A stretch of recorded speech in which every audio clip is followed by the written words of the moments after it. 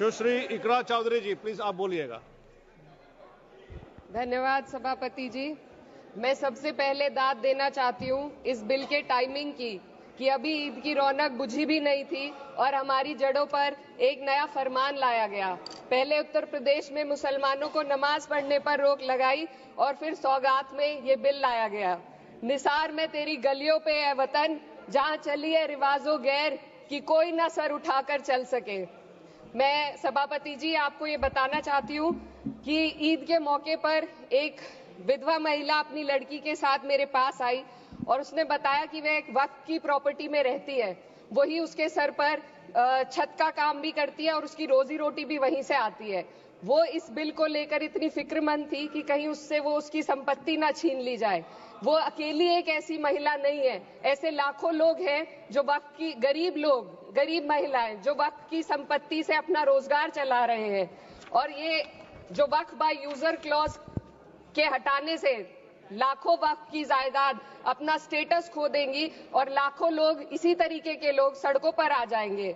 वक्फ क्या है? वक्फ by user क्या है? इसका ये मतलब है कि कोई जायदाद अगर सालों से दीन और भलाई के कामों के लिए इस्तेमाल हो रही हो तो वो खुद ब खुद वक्फ मानी जाएगी। हिंदुस्तान की अदालतों ने भी इस बात को तस्लीम किया है। वक्फ बाय यूजर सिर्फ वक्फ बोर्ड को ही मिली कोई खास सौगात नहीं है, ये बल्कि सभी अन्य धार्मिक ट्रस्टों को परंपरा और यूज के आधार पर बिना किसी डॉक्यूमेंटेशन के धार्मिक चरित्र को डिक्लेयर करने का राइट मिला हुआ है। भारत के संविधान के आर्टिकल 13 क्लॉज 3 में कस्टम और यूसेज को कानूनी वैधानिकता प्रदान करता है। इसी आर्टिकल से वक्फ बाय यूजर भी निकला गया है। इस बिल के कानून बनने पर वक्फ बोर्ड तो इस प्रोविजन से हाथ धो बैठेगा, लेकिन अन्य धार्मिक ट्रस्टों को यह सुविधा जारी रहेगी। इससे भारतीय संविधान के आर्टिकल 14 और 15 का सीधा उल्लंघन है, जो धर्म और जाति के आधार पर भेदभाव और कानून के सामने सभी की बराबरी पर जोर देता है।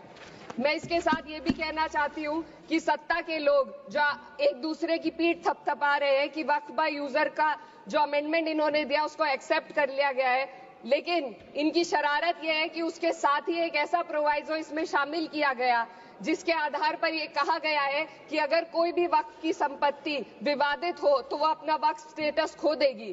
तो जो अमेंडमेंट इन्होंने दिया है जिसको एक्सेप्ट कर लिया गया है उसका कोई मतलब नहीं है, ये इनकी नीयत है जो साफ जाहिर हो रही है।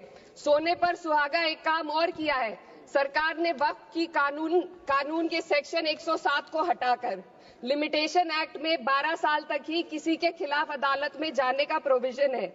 सेक्शन